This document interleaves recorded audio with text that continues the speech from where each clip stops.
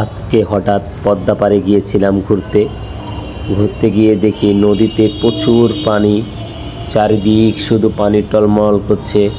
হঠাৎ দেখলাম এ চাচা মাছ মারছে। তো চাচার মাছ মারা দেখে আমরা আশ্চর্য হয়ে গেলাম, এত ভরা নদীতেও সে মাছ মারছে। আর চারিদিক আমরা ঘুরে ঘুরে দেখছিলাম চাচা লাস্টে কতটুক মাছ মারে, এটা আপনাদের দেখাবো।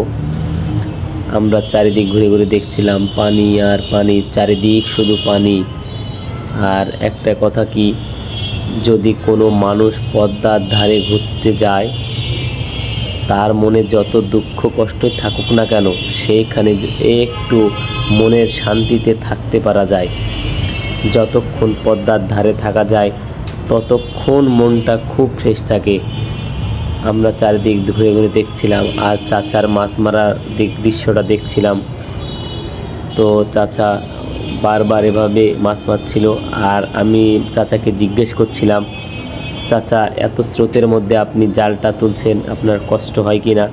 তিনি বলছিল, এইভাবে ঘোরাতে খুব একটা কষ্ট হয় না, কিন্তু এই দিকে যখন এভাবে চাড়তে হয় তখন একটু কষ্ট হয়। তো কি কষ্ট না করলে মাছ তো আর মারা যাবে না।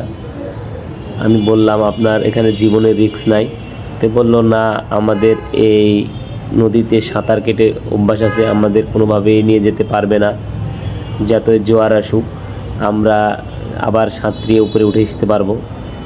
সেটা সত্য কথা, যারা আসলে সাঁতার জানে অনেক সাহস, আর যাদের হলো পদ্মার পাড়ে বাড়ি, নদীর পাশে বাড়ি, তাদের তো সাহস অনেক।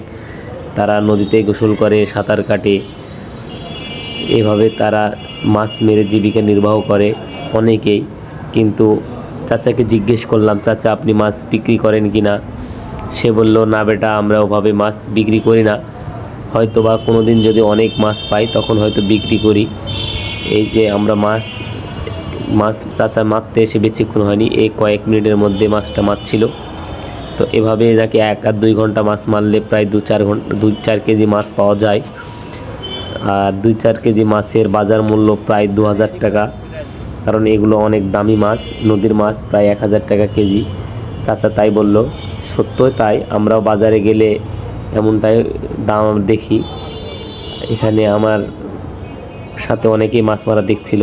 জালটা যখন চাড়লো, এই চাচা আর আমার ভাগিনা দুজন মিলে মাছ ছুটিয়ে এখানে বালতিতে রাখছিল।